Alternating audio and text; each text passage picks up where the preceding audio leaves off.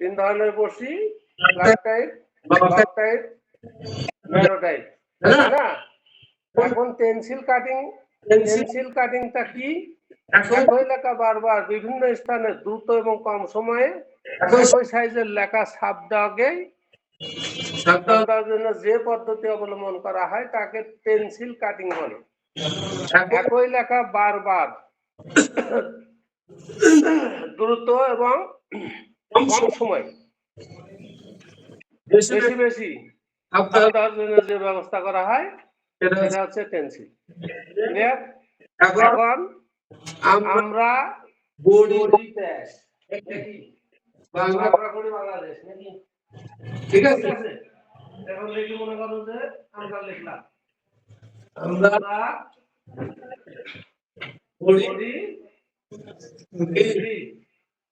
দেশ বা বাংলাদেশ।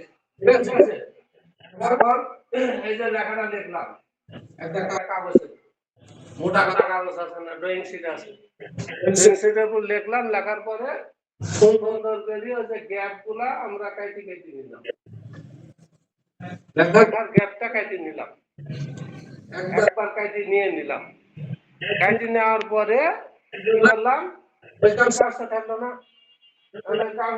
থাকলাম এই জায়গায় একটা ছাপ দিব, সেকেন্ডের মধ্যে রং খালি ফুল মাইরে দিব, সেকেন্ডের গ্যাপের মধ্যে রং মাইরে দিব, আমরা গড়ি বাংলাদেশ। দ্রুত কম সময় হবে না, এটাই হচ্ছে পেন্সিল কাটা। এখন এই পেন্সিল কাটিং এর আবার প্রকার ভেদ আছে। পেন্সিল কাটিং কয় প্রকার? দুই প্রকার।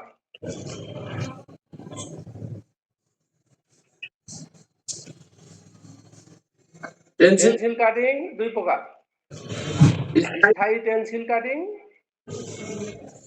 আর অস্থায়ী পেন্সিল কাটিং। স্থায়ী এবং অস্থায়ী। ঠিক আছে, স্থায়ী কোনটা? দীর্ঘদিন অধিক কাজ করার জন্য যে সমস্ত উপকরণ আমরা পেন্সিল করে কাটি বা কাটা হয় তাকে স্থায়ী। দীর্ঘদিন কাজ করার জন্য। দীর্ঘদিন কাজ কি?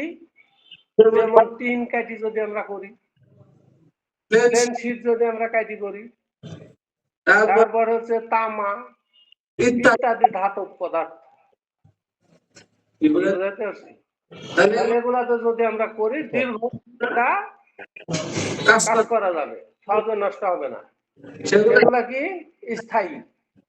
যেমন তুমি ইয়ার থেকে কার্পেন্টার শপে যাবা, তারপর হচ্ছে কি বলে ওয়েল্ডিং শপে, তারপর তোমার ওই যে বক্স, তারপরে বিভিন্ন আলমারি ওই যে তৈরি করে না, ওদের কাছে দেখো শীট দিয়ে সুন্দর কাটা থাকে, মাপ ফেলছে সময় কেসি কাটি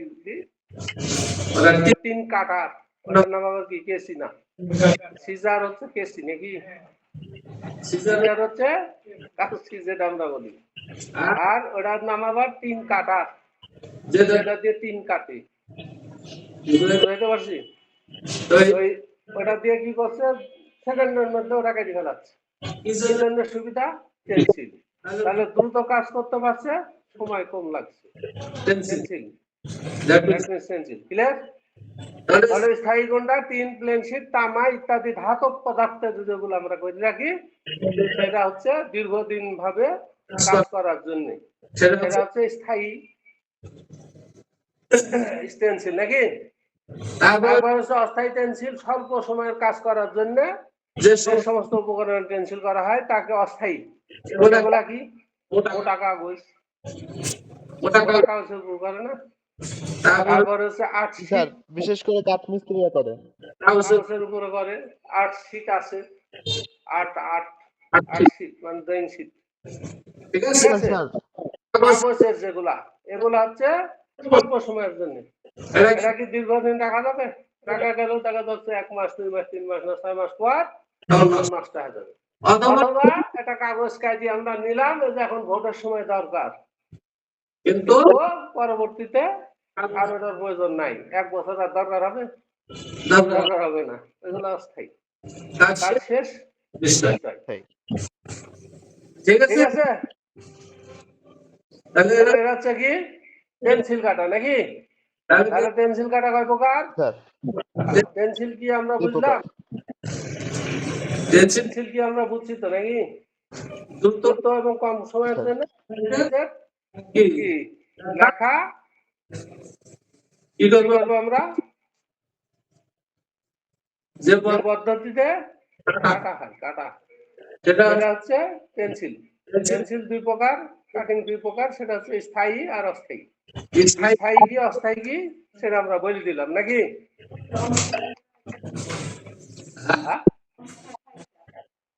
অস্থায়ী অস্থায়ী যে কাগজ, আর্টশিট আর্টশিট, মোটা মোটা কাগজ, অল্প সময় সময়ে অল্প অল্প কাজ করার জন্য, স্বল্প অল্প সময়ে স্বল্প কাজ করার জন্য যে সমস্ত উপকরণে পেন্সিল কাটা হয় তাকে তাকে অস্থায়ী পেন্সিল পেন্সিল কাটিং বলে। এগুলা বিশেষ করে কাঠ মিস্ত্রিরাই বেশি ব্যবহার করে স্যার। সঠিক। সঠিক।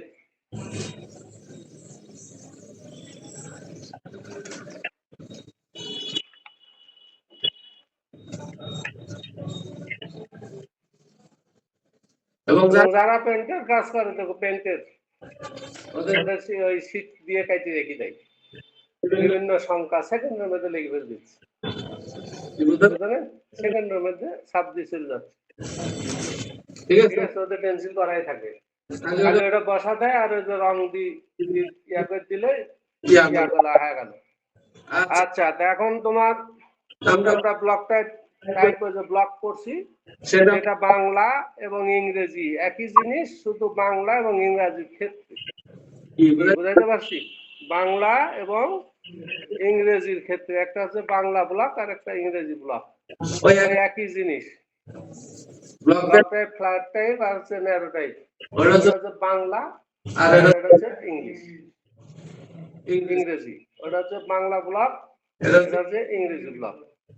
লেখা লেখা বাংলায়, লেখা ইংরেজি। ক্লিয়ার। ক্লিয়ার?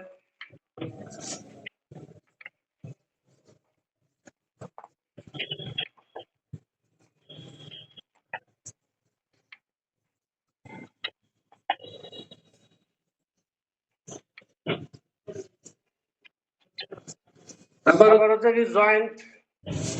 জয়েন্ট জয়েন্ট দেওয়া দেখছো নি? জয়েন্ট, কাটের কাঠের জয়েন্ট দেখছো? জয়েন্ট কার্বনটা সরে যায়। বিভিন্ন সাইজের কাঠকে জোড়া দেওয়ার জন্য, যেমন খাটের আগে কাঠগুলা কি করতো? প্যারাক মারতো, প্যারাক মারতো না? প্যারাক মারতো, জি দুইটা স্যার। জয়েন্ট দিবে, প্যারাক দিয়ে জয়েন্ট দিত। এখন এখন দেখো দুইটা তক্তা জয়েন্ট দিচ্ছে, মাঝখানে গাম দেয়, খুব জি স্যার। গামটা দিয়ে লাগাই দেয়। লাগাই দেওয়ার পর আবার একটা জয়েন্ট মেশিন আছে, মেশিনের সাহায্যে কিছুক্ষণ আটকায় রেখে দিলে পাথরের মতন আর ভাঙে না, অন্য জায়গায় ভাঙবে ওখানে আর ভাঙে না। ঠিক ঠিক আছে, আছে, ওটাই হচ্ছে জয়েন্ট জয়েন্ট বলে। ঠিক আছে, ঠিক আছে, বিভিন্ন কাঠের সাইজে একসাথে একসাথে জোড়া দিয়ে আসবাবপত্র তৈরি করার প্রক্রিয়া প্রক্রিয়াকেই কাটের কাঠের জয়েন্ট বলে। কি কি বলে? বুঝাইতে পারছি? আবার আবার গ্রুপিং, নাকি গ্রুপিং দেখো দেখো, ওই যে জয়েন্টের সাথে কিছু গামও দেয়, আবার ফাঁস কাটে, কাটি প্যারাক মারে। আচ্ছা ফাঁস কাটে না, প্যারাক মারে, ওটা হচ্ছে গ্রুপিং। আচ্ছা আচ্ছা, জয়েন্টের প্রকারভেদ। ড্রয়িং এর মাধ্যমে আমরা 10 প্রকার জয়েন্টের পড়ে থাকি, এটা এটা ড্রয়িং এর সঙ্গে সম্পৃক্ত। এক এক নম্বর হচ্ছে টি জয়েন্ট। জয়েন্ট জয়েন্ট কত প্রকার? 10 প্রকার। এক এক নম্বর হচ্ছে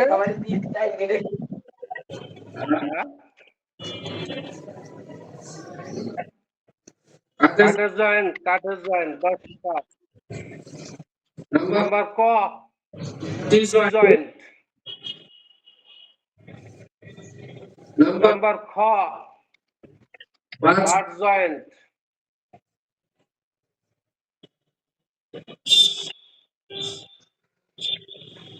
নাম্বার নাম্বার গ এল এল জয়েন্ট ঘ কি টি জয়েন্ট কি টি জয়েন্ট কি মানে কি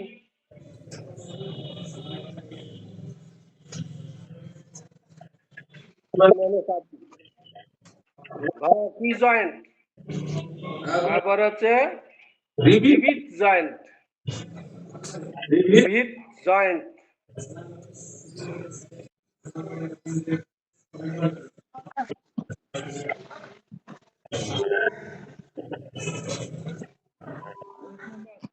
জয়েন্ট এই ভাইয়া তোমার মাইকটা বন্ধ করো তো। Caesar caesar joint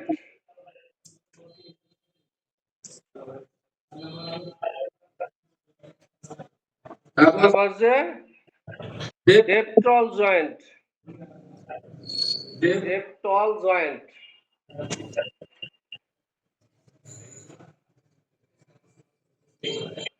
next curve joint curve মানে কি বাঁকা curve joint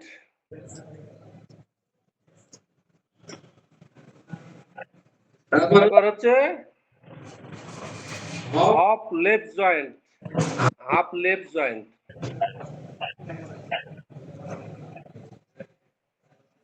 half lap joint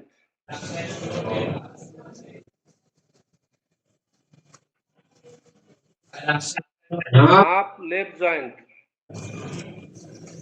last number হচ্ছে কি কি whole joint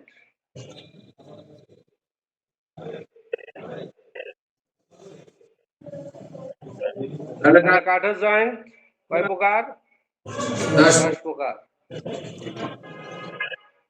joint review T joint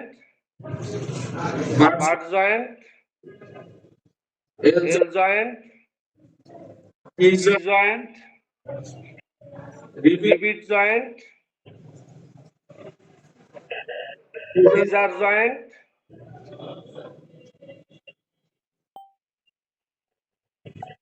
dovetail joint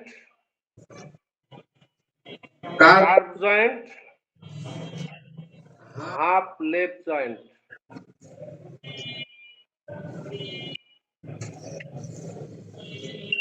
last হচ্ছে কি হোল জয়েন্ট এই দেখো এখানে জয়েন্ট কার্পেন্টার শপের দরকার জয়েন্টের এই ট্রেডের দরকার জয়েন্টের তারপর হচ্ছে ইলেকট্রিক লেগের দরকার জয়েন্টের তারপরে ওই যে মেশনারি ওর দরকার জয়েন্টের এই জন্য half lap joint half lap joint যখন বাটাম দুইটা যোগ করে জয়েন্ট করে কি করে এর থেকে এই কমপক্ষে 1 ফিট কাটো ওখান থেকে 1 ফিট কাটে কাইটি দরিয়া করে জয়েন্ট দেয় কাটামারি আবার ইয়া দেয় টেপ দিয়ে ধরে সোডা শোট জানে না মেশনালা ঢালাই 10 ফিট দিছে আবার রড বের করে রাখে রডের মাথার থেকে আবার রড দেয় না লেপ দেয় লেপের আবার মাপ আছে কয় ফিট হাইটে কয় ফিট লেপ দিবে কি বুঝো নাই তাহলে কমপক্ষে 3-4 ফিট রড আবার পিছনে দিয়ে তারপর ল্যাপিং করে না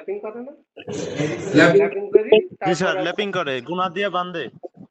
গোনা তাপ দিয়ে বাঁধে তাহলে এটা কি বলে হাফ লেফট জয়েন্ট বুঝাইতে পারছি